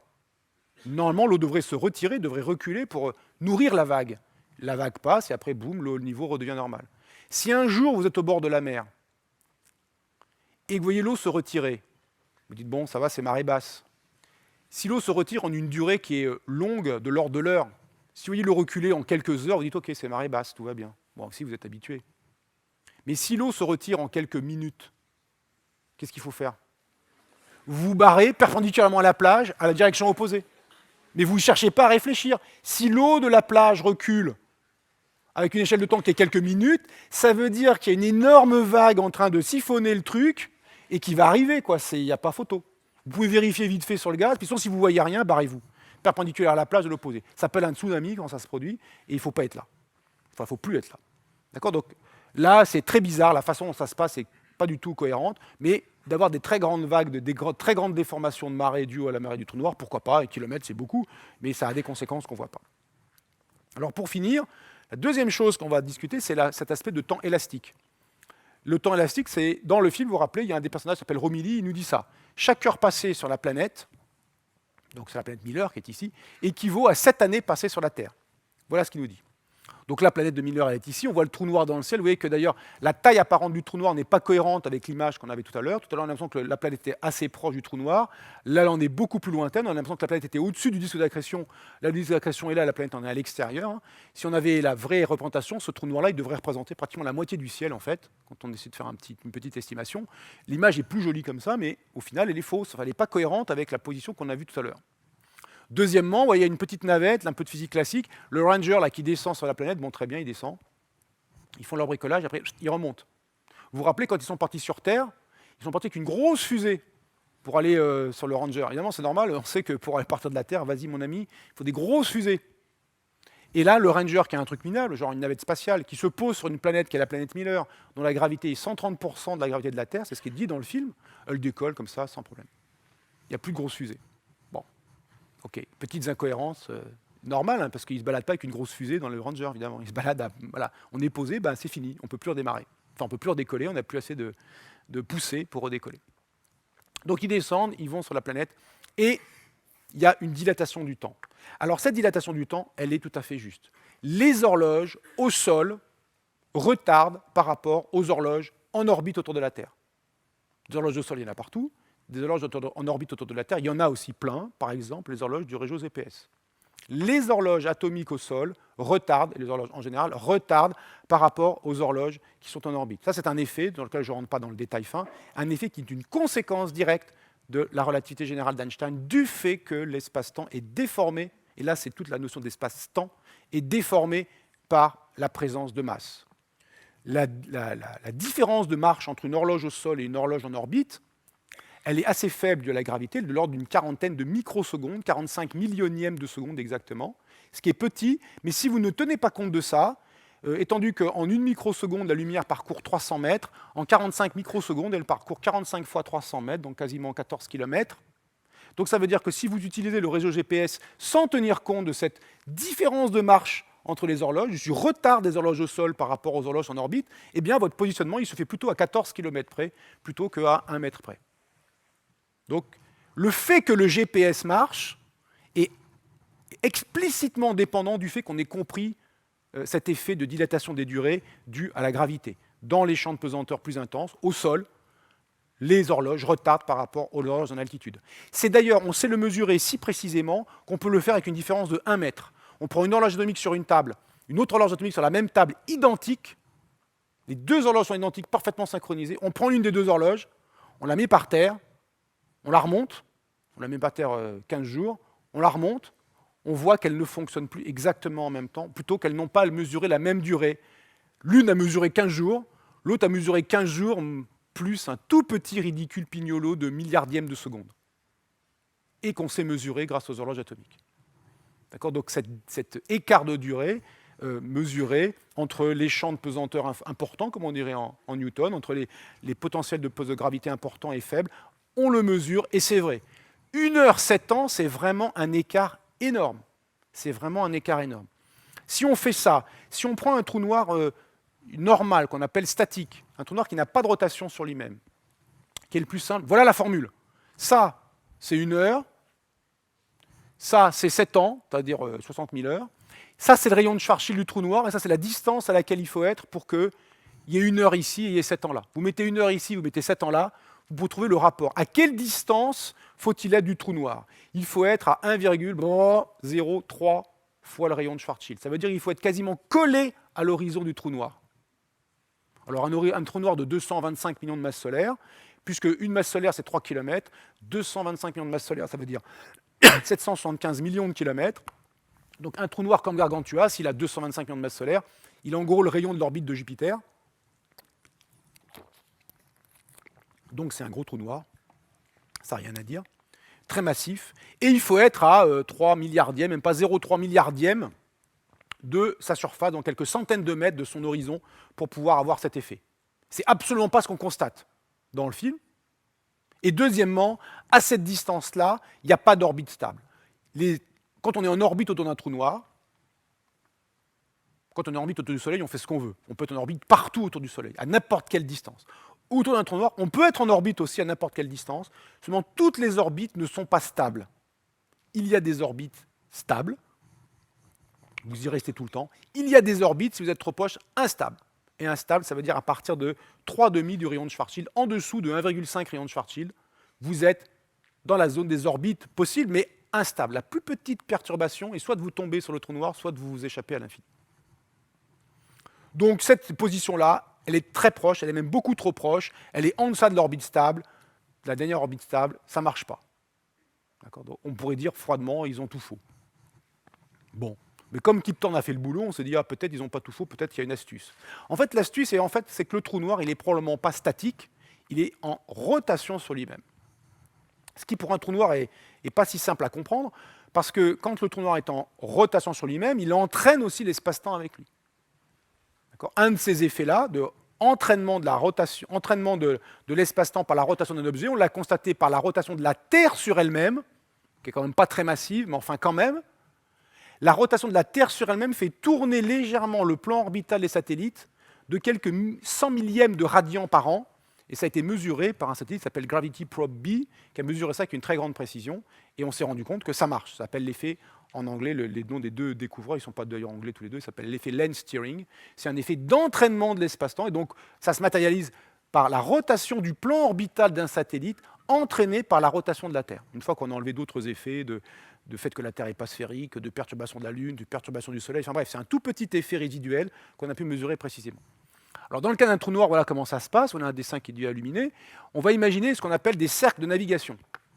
Pour comprendre qu'est-ce que ça veut dire, on va faire l'analogie avec, vous êtes sur un lac bien calme, très très grand, et il y a quelqu'un qui enlève le bouchon au fond du lac. Et le lac se vide et boum, ça fait un tourbillon. Le trou noir, c'est le tourbillon central, et l'entraînement, c'est l'entraînement de l'espace-temps, c'est l'eau. Et vous êtes, ou plutôt l'espace, c'est l'eau, et vous êtes entraîné par le tourbillon. Alors en fait, quand vous êtes très très loin du tourbillon, vous avez votre petit bateau, et votre petit bateau, mettons que sa vitesse maximum, c'est par exemple 10 km/h. Vous mettez le moteur à fond, vous êtes à 10 km/h. Donc quand vous êtes très très loin du trou noir, du tourbillon, vous pouvez aller par ici, par là, vous pouvez aller partout. Alors plutôt qu'en km/h, je vais dire 100 mètres par seconde, je vais dire par exemple 5 mètres par seconde. C'est un peu plus vite que 10 km/h, ça fait 18 km/h, mais enfin c'est pas grave. Votre bateau, il fait 5 mètres par seconde au mieux. Donc en une seconde, au mieux, vous avez franchi 5 mètres dans toutes les directions. Et donc vous pouvez être en une seconde à l'intérieur d'un disque qui a 5 mètres de rayon. Quand vous êtes très loin, vous pouvez être à l'intérieur d'un disque et vous êtes le centre de ce disque qui a un rayon de 5 mètres par seconde si vous regardez, si vous bougez pendant une seconde. Et puis vous vous approchez du tourbillon, et le tourbillon il fait que l'eau se déplace, et donc même si votre moteur n'est pas en fonctionnel, vous allez vous déplacer par rapport à la rive. Et vous allez avoir une vitesse de rotation et une vitesse de chute.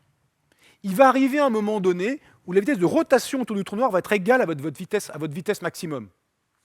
Alors à ce moment-là, qu'on appelle la limite statique, à ce moment-là, vous ne pouvez pas faire autrement que d'aller vers l'avant. C'est-à-dire que même si vous mettez l'eau, elle tourne dans ce sens-là, et même si je mets mon moteur à fond par là, ben, je suis resté sur place.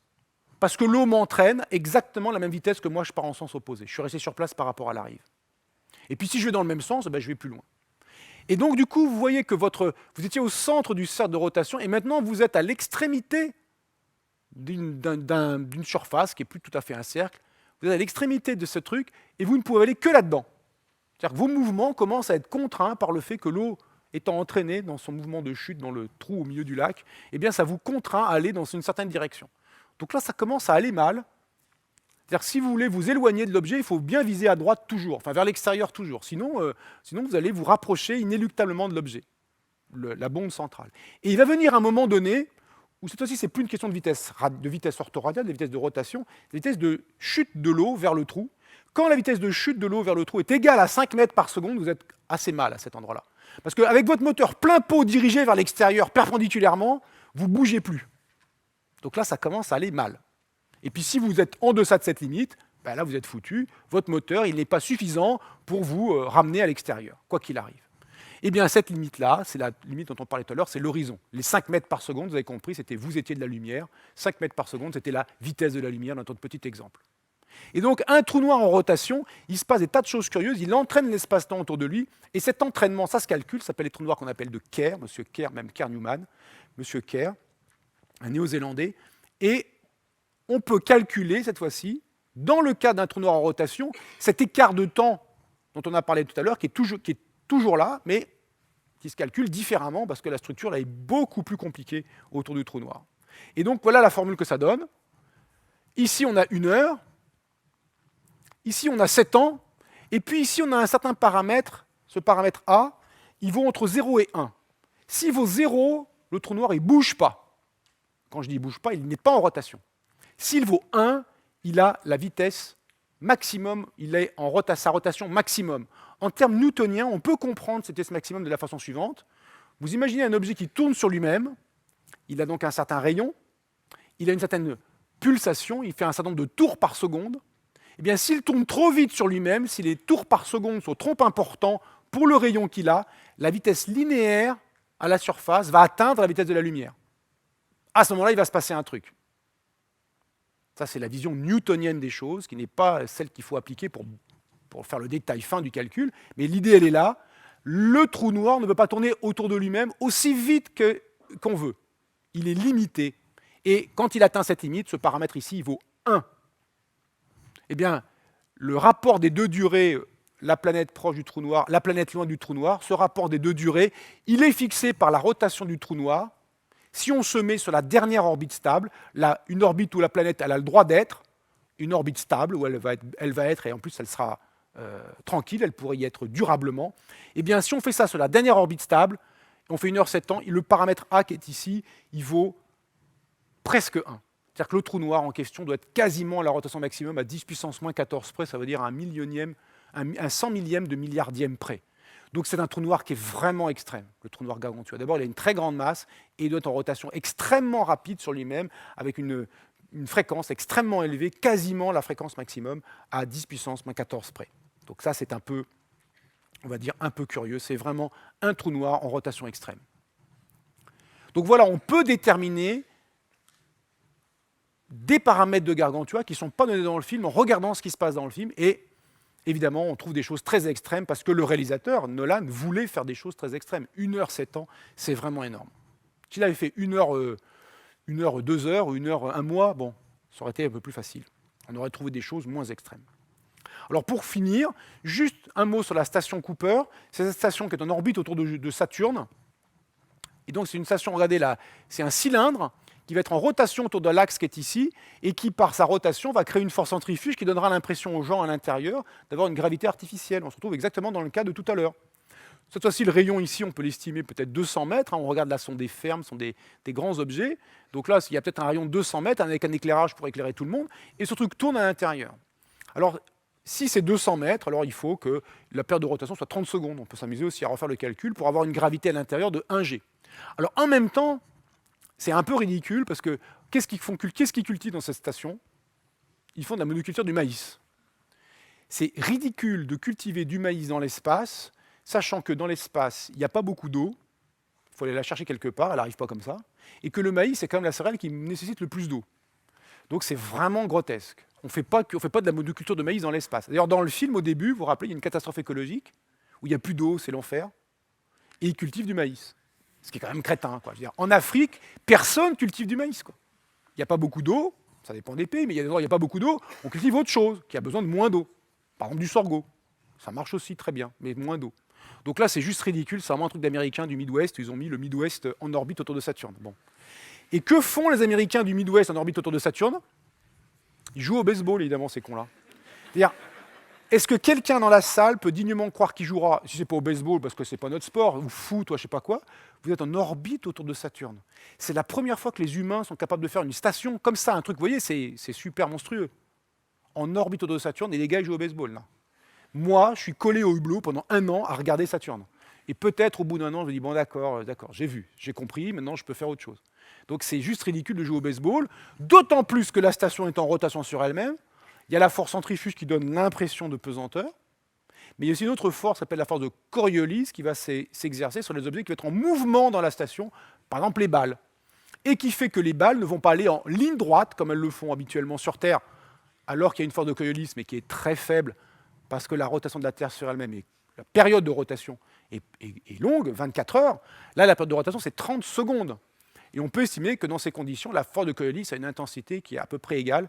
La direction est différente, mais il y a une intensité qui est à peu près égale à la gravité locale. Ce qui fait que quand vous envoyez une balle de baseball, elle ne va absolument pas aller tout droit, elle va faire un mouvement vers le sol ou vers le plafond, selon que vous l'envoyez dans un sens ou dans un autre par rapport, enfin perpendiculairement à l'axe de rotation, mais dans un sens ou dans un autre. Et donc on ne risque pas de jouer au baseball, ni au badminton, ni au foot, ni à n'importe quoi qui vole. C'est ridicule dans une station de rotation, on ne fait surtout pas ça, parce que c'est pas facile du coup de viser les gens. Si vous voulez vous rendre compte de ça, je ne sais pas si à l'espace des sciences de Rennes, il y a ça, un manège qui tourne, et on peut être assis dedans, et on sent la force centrifuge qui nous plaque sur le dossier. Il y en a un au Palais de la Découverte à Paris, mais sinon, allez à l'espace des sciences quand même s'ils n'ont pas ça. Vous devez connaître l'espace des sciences, évidemment. Et dans ce manège, on a quelqu'un qui est assis en face de soi. Le manège fait 2 mètres de diamètre, il tourne bien, il fait un tour toutes les 15 secondes. Donc on sent quand même que là, on est plaqué un peu sur le dossier, c'est pas désagréable, mais quand même, on sent cette force centrifuge, en plus du poids. Et on essaie d'envoyer une balle à cette personne, en la visant. Ben, c'est très curieux, les gens ils essaient sincèrement, et ils n'y arrivent jamais, parce que la balle, elle fait zouk, elle tape sur la personne d'à côté, elle est déviée par le mouvement. D'accord ? Donc c'est très drôle de l'extérieur de les voir en train de merder, ils ne comprennent pas, vous dites « Ah, moi j'irai, c'est facile », puis vous allez dedans, ben, ça merde aussi. Il faut viser sur le côté pour que ça arrive au bon endroit, à cause de cette déviation qui est imposée par la force de Coriolis, qui sur Terre, cette force de Coriolis s'impose au vent. Et donc les vents de l'hémisphère nord et les vents de l'hémisphère sud ne tournent pas de la même façon à cause de la rotation de la Terre sur elle-même. Et puis dernier truc, il y a des immeubles ici qui font à peu près 10 mètres de haut. Si on estime que le rayon c'est 200 mètres de haut, la variation de la gravité entre le bas et le haut de l'immeuble c'est 5%. Ça veut dire que si vous voulez avoir une estimation plausible de votre masse, en fait de votre poids converti en masse sur une balance habituelle, si vous vous pesez au premier étage ou au deuxième étage ou au rez-de-chaussée, vous n'obtiendrez pas la même chose. Ce qui peut être assez agréable selon ce qu'on veut obtenir comme réponse, mais Voilà. Là, les effets, les variations de la pesanteur avec l'altitude, ça se manifeste aussi sur Terre. Hein. Votre poids n'est pas le même au sommet de l'Everest et au sol, mais l'écart est très petit, quelque chose comme 1%, ou même peut-être moins qu'1%, même de l'ordre du pourcent. Donc sur la balance, essentiellement, vu leur précision, ça ne se verra pas beaucoup. Alors que là, ça sera 5%, ça sera manifeste. Donc il faudra se peser plutôt au deuxième étage si on ne peut être trop démoralisé. Je vais m'arrêter là parce que ça fait déjà 1h08 que je vous bassine avec tout ça. Voilà, il y aurait tout ça à dire. Vous voyez, les 16 tableaux, on peut les récupérer les uns après les autres dans le film. Hein. Il y en a qui se prennent le chou, dont moi. Et on peut regarder ce qu'il y a dessus, décrire ce qu'il y a dessus. C'est marrant. Ce tableau-là, il décrit toute la structure spatio-temporelle autour d'un tourneur en rotation. C'est super intéressant. Il y a des trucs qui sont plus spéculatifs, qui sont de la physique écrite par un physicien, qui est Kip Thorne en l'occurrence. Ça, c'est parfaitement juste. Il y a d'autres parties qui sont correctes, si j'ose dire, qui sont de la physique réelle. D'autres parties qui sont de la physique que je taxerai aussi de réelle, mais en construction, ça veut dire quelque chose auquel les physiciens pensent, écrivent, jouent avec, mais qui n'est pas encore de la physique assise par des expériences, par des observations, par des calculs, par une théorie stable. Et donc tout ce qui est autour, c'est un peu ce que Kip Thorne a imaginé pour justifier finalement tout ce qui se passe une fois que le personnage rentre dans le trou noir, où il doit lui arriver des bricoles. Il lui arrive des bricoles, mais pas celles qui devraient lui arriver. Par exemple, le coup de la spaghettification ne lui arrive pas. Enfin, c'est mieux pour lui d'une certaine façon. Mais, et donc là, il essaie de donner un vernis scientifique assez fort, parce que là, c'est un scientifique qui écrit, un physicien qui écrit toutes ces équations, mais qui en même temps reste des choses extrêmement, évidemment, spéculatives. Donc c'est pour ça que je ne rentre pas dans les détails de ça, sans parler du fait que c'est des équations, regardez celle-là dans les yeux, dont elle ne fait pas rigoler. Une petite page de pub pour finir, dont vous parliez tout à l'heure, Sébastien parlait tout à l'heure. Voilà, je vous recommande ce bouquin, qui est pas mal. Il a le mérite d'être gratuit. Il ne parle pas d'un salaire, mais il parle de Star Wars. Il y a à peu près 90 pages écrites serrées de physique de Star Wars, où on fait pareil, plein d'enquêtes, détermination de la puissance du sabre laser, la taille de l'étoile de la mort, plein d'autres trucs qu'on peut faire en regardant les films, et qui permet de pratiquer les sciences, je dis bien pratiquer les sciences, avec la science-fiction. Ça ne fait pas un cours de physique, je dis ça pour les étudiants, qui pourraient dire « Ah, c'est cool si on faisait ça en physique ». Ça fait des exercices de physique sympathiques, ça ne fait pas un cours de physique, parce que malheureusement, on n'a pas trouvé, pour faire de la physique, mais en général d'ailleurs pour bien faire les choses, d'autres façons que travailler, travailler et travailler. Donc le plaisir, ça vient quand on a sué, et après on peut rigoler, mais il faut d'abord suer. Voilà, j'espère que je ne vous ai pas trop fait suer, et je suis disponible pour vos questions maintenant, après la conférence. Merci à vous.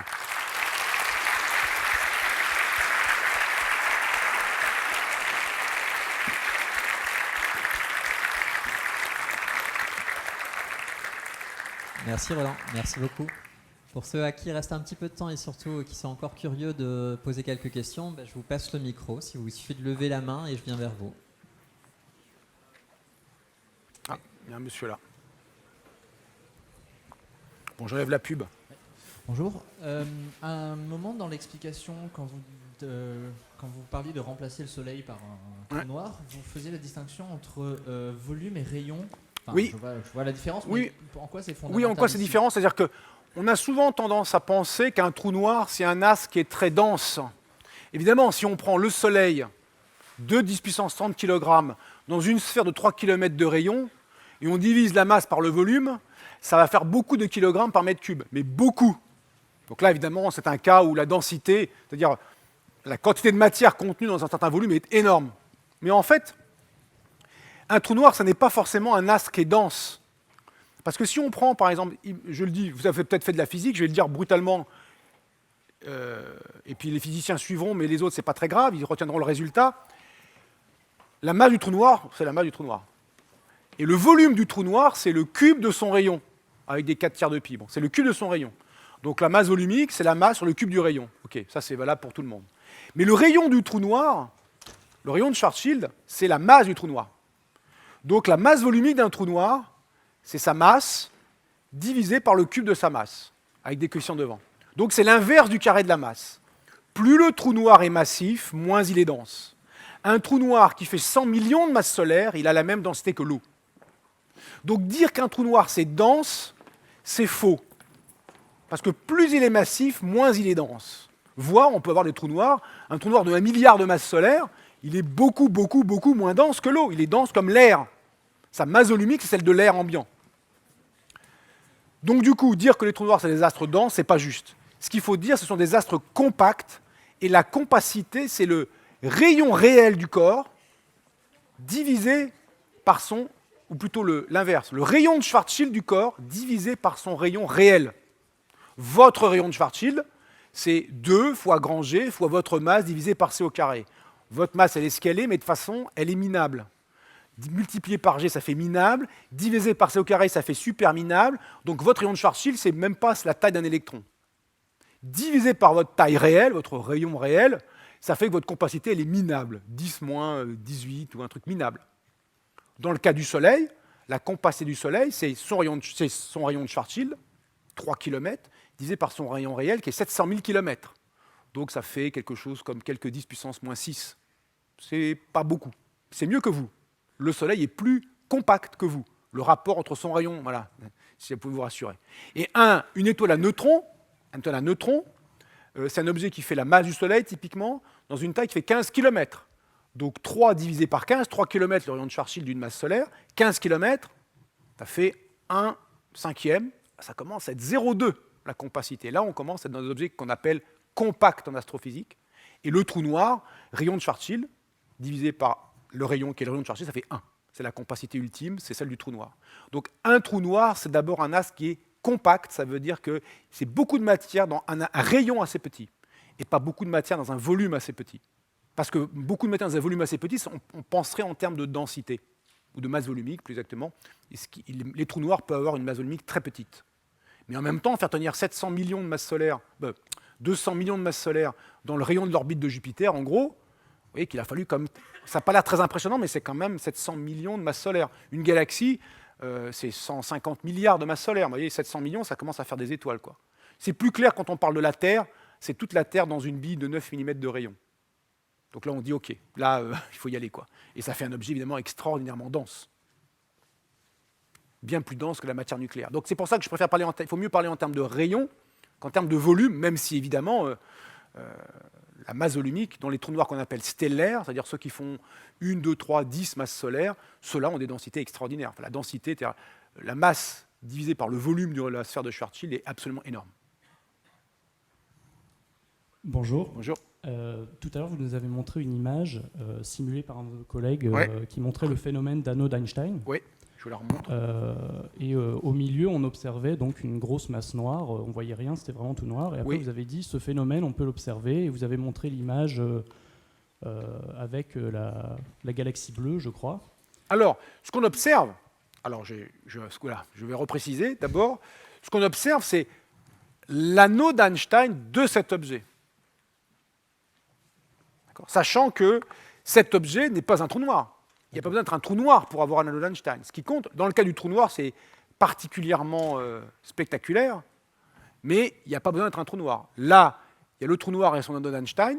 Le trou noir, il est considéré comme un objet qui a une certaine taille, qui est fixée par sa masse, et puis il y a toute la déformation extérieure qui se calcule. Et puis là, c'est un objet qui a une certaine masse, qui a une certaine taille, qui est la galaxie qui déforme, qui dévie la lumière, mais qui évidemment n'est pas un trou noir, et qui a elle-même la déformation de l'espace-temps autour d'elle, qui est quelque chose, et du coup ça fait ça. Donc on voit l'anneau d'Einstein dans certaines circonstances. Je vais parler de l'anneau d'Einstein et des déformations impliquées par la distribution de matière, des déformations de la lumière d'arrière-plan impliquées par la déformation de matière. Calculé par mon collègue Ruazuelo, c'est vraiment le cas extrême du trou noir, pour être un peu spectaculaire. Et puis compliqué dans les calculs, parce qu'il se passe plein de choses. Regardez sur YouTube, vous faites Riazuelo, son nom, R-I-A-Z-U-E-L-O, vous allez trouver une vidéo d'à peu près 1 heure où il explique, vidéo en main, simulation en main, image en main, tous les effets qu'on voit, il y a des trucs déments. Qu'est-ce qui se passe quand on s'approche d'un trou noir visuellement? Qu'est-ce qui se passe? En fait, vous allez voir le trou noir comme s'il se mettait autour de vous et qui vous englobait vers l'arrière, et vous avez tout le ciel qui était partout. Le ciel se réduit. Vous regardez à l'arrière en train de tomber dans le trou noir qui est par là, et vous voyez, ça se réduit, puis plouc, ça disparaît en un point. Enfin là, il vous explique tout ça.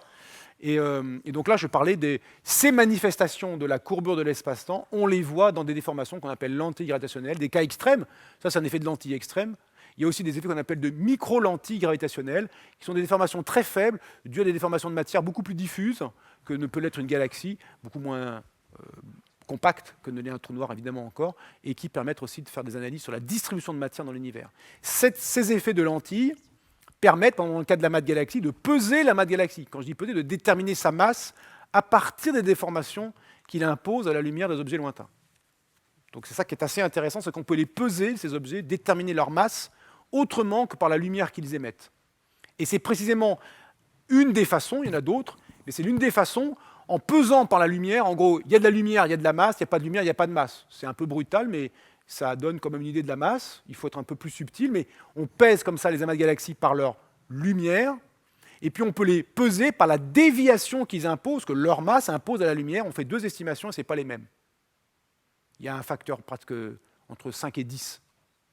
On fait ça pour les galaxies, sur d'autres choses, et pareil, on voit un effet, une différence entre, disons, la masse dynamique et la masse lumineuse. Et la différence, ça s'appelle, en astrophysique, la matière noire. Donc, cet effet de matière noire-là, ce n'est pas un effet où on se dit ah oui, c'est un truc de pipeau d'astrophysicien, peut-être. Mais on a plusieurs faisceaux de présomption de nature différente, la dynamique d'une galaxie, la dynamique d'un amas de galaxies, la déformation de la lumière imposée par l'amas de galaxies. Voilà 3 choses qui convergent à la même idée. La masse lumineuse est entre 5 et 10 fois moins grande que la masse dynamique, ou la masse nécessaire pour avoir les déformations qu'on observe. Et voilà, il manque un truc, donc on l'appelle, faute de mieux, la matière noire, et on ne sait pas ce que c'est. Donc c'est là où on est un peu dans les ennuis, mais voilà, on a 3 je vais dire, indices observationnels forts. Bonjour. Bonjour. Alors, je vais peut-être dire des bêtises et j'espère que vous allez me corriger. Mais je me rappelle avoir lu dans un bouquin qui s'appelle Plus vite que la lumière, écrit par un cosmologiste portugais, ouais, qui traitait de la théorie de la vitesse variable de la lumière, qui répond au problème de l'horizon. Et après Interstellar, j'avais trouvé dans un article qui parlait justement des trous noirs dans le cadre de cette théorie. Et alors, qui disait que dans certains cas, ça avait des implications sur le rayon de Schwartz, machin, et que dans certains cas, l'influence était qu'au final, aucun corps ne pourrait jamais pénétrer dans ces trous noirs, et qu'il serait donc coupé de l'univers, et que donc, alors je ne sais pas si c'est le cas pour le trou noir du film, notamment vu qu'il est en rotation, c'est peut-être pas possible, mais que donc, déjà, même avant de poursuivre, sans vouloir vous interrompre, l'hypothèse de tout ça, c'est la vitesse de la lumière varie. Le fond de tout ça, il est là. Et après, éventuellement, ils jouent avec cette idée-là, ils en tirent des conséquences, et puis c'est un peu un jeu intellectuel initialement, et ils en tirent des conséquences pour voir ce que ça a des conséquences en particulier observables, si je comprends bien. Ouais. Et du coup, c'est pas... Donc ça part d'une hypothèse qui, pour l'instant, n'est pas vérifiée expérimentalement. La vitesse de la lumière, si elle variait, je ne dis pas qu'on l'aurait vu, mais on ne peut pas faire varier la vitesse de la lumière comme ça. D'abord parce que la vitesse de la lumière, ce n'est pas la vitesse de la lumière. C'est d'abord ce que vous appelez la vitesse de la lumière, probablement, ce n'est pas la vitesse de la lumière, c'est la vitesse qui, en relativité, s'appelle la vitesse invariante par changement de référentiel, qui est la vitesse de propagation de l'information causale. Il se trouve qu'expérimentalement, la lumière a la vitesse qui a ses propriétés. Donc, il y a juste un point déjà épistémologique. Ce qu'on appelle vitesse de la lumière, il faut savoir si c'est la propriété de la lumière, elle a une vitesse, comme le son a une vitesse, ou si c'est cette vitesse qui émerge de la relativité restreinte, qui est une vitesse invariante par changement de référentiel, qui est une vitesse qui est la vitesse de propagation de l'information causale, qui est la propagation de la causalité d'une certaine façon, et dont on ne sait pas ce qu'elle est tant qu'on ne l'a pas trouvé l'acteur physique qui l'avait. Il se trouve que l'acteur physique qu'il a, c'est la lumière. D'accord ? Donc la vitesse de la lumière, ça peut être 2 choses différentes, même si on la représente par le même mot, donc ça c'est déjà un point. Ensuite, cette vitesse de la lumière, est-ce qu'elle pourrait varier au sens ? La vitesse de la lumière, elle varie, il n'y a qu'à le mettre dans l'eau. Là, l'indice de l'eau, il est quelque chose, est plus grand que 1, donc la vitesse de la lumière dans l'eau est plus faible que la vitesse de la lumière dans le vide. Donc la vitesse de la lumière comme objet physique varie, ça on le sait déjà. Maintenant que la vitesse de la lumière pensée comme vecteur, enfin pas vecteur, mais vitesse de l'information causale, alors cette vitesse-là, on a des indices qu'elle ne varie pas, ou plus exactement, on a des indices que des combinaisons de constantes fondamentales ne varient pas sur l'âge de l'univers. La constante de structure fine, qui vaut E au carré, la charge de l'électron, mais bon, avec des unités à la con, E au carré sur H bar C, c'est cette combinaison-là, on a des indices observationnels en observant les raies d'absorption des nuages intergalactiques, les raies d'absorption dues à la lumière, enfin sur la lumière des quasars encore plus lointains. Donc il y a un nuage, il y a un quasar lointain, et on voit les raies d'absorption du nuage. Il y a des nuages à différentes distances. on peut montrer que cette constante de structure fine, qui règle en fait les niveaux d'énergie dans les atomes, n'a pas varié de mieux que 10 puissance moins 12 par an depuis 10 puissance 10 ans. Donc, il y a une combinaison où la vitesse de la lumière, qui apparaît pas comme propriété de la lumière, qui apparaît comme la constante relativiste, finalement, que je pourrais appeler constante relativiste, il y a une combinaison où la vitesse de la lumière apparaît qui n'a pas varié. Donc si la vitesse de la lumière, si la constante relativiste variait, il faut que les autres varient aussi pour que la constante ne varie pas. Vous voyez ce que je veux dire? Donc on ne peut pas toucher à la vitesse de la lumière sans toucher à d'autres trucs en même temps. Donc l'hypothèse de Maguejo, c'est Jean de Maguejo qui a fait ça, je pense, c'est un Brésilien qui a proposé cette hypothèse de vitesse de la lumière variable. On peut dire que c'est un jeu intellectuel, mais qui n'a pas de validité, en tout cas, qui n'a pas de vérification pour l'instant observationnelle, et dont les conséquences après sont marrantes. Mais on peut imaginer des masses négatives. Par exemple, je vous engage à imaginer qu'est-ce que ça veut dire si on avait des objets de masse négative. Et vous pouvez jouer avec ça, faire des trucs super marrants. Vous avez un objet qui fait moins 3 kg, vous le tenez là, vous le lâchez, qu'est-ce qui se passe? Vous le tirez, qu'est-ce qui se passe? Vous le poussez, qu'est-ce qui se passe? Vous pouvez faire ce jeu intellectuel-là, c'est passionnant, c'est très amusant, et c'est très contre-intuitif, mais il y en a juste, ça n'existe pas. Pour l'instant. Donc c'est un peu ça, c'est un peu ma réponse, c'est que ce jeu-là qu'a fait Maguejo, il en a fait un bouquin, il s'est fait plaisir avec, mais bon. En même temps, il n'y a rien qui justifie cette... Enfin, rien d'autre que le jeu qui ne justifie ce travail-là. Donc du coup, après, on peut jouer, mais c'est plus tout à fait corrélé avec l'observation. Alors après, on imagine ce qu'on veut dans Interstellar. La partie, ils sont rentrés dans le trou noir, elle est aussi autant poétique que scientifique, si j'ose dire, ou aussi peu scientifique qu'elle est poétique. On n'a aucune idée, mais aucune idée de ce qui se passe en rentrant dans un trou noir, aucune façon de décrire ça de manière à peu près correcte physiquement. On peut décrire la structure de l'espace-temps avec un vrai problème central avec cette singularité, une divergence de la courbure. Donc on est vraiment emmerdé, quoi. Et pour les équations de la physique, pour décrire cette matière qui va être comprimée, chauffée là-dedans, à un moment donné, on est raide parce qu'elle est trop dense, trop chaude, et on n'a pas la physique des particules, on n'a pas la physique microscopique pour décrire ça. Donc pour l'instant, c'est un horizon aussi de notre intellect, on va dire. Bien, je pense qu'il serait raisonnable de s'arrêter là, même si on aurait envie de continuer de discuter. Donc, merci beaucoup encore à Roland. Oui, c'était un plaisir. Merci à vous. Et merci à vous. Prochaine conférence de l'IPR le 19 avril à la même heure sur la microscopie par Pascal Turban. Bonne journée.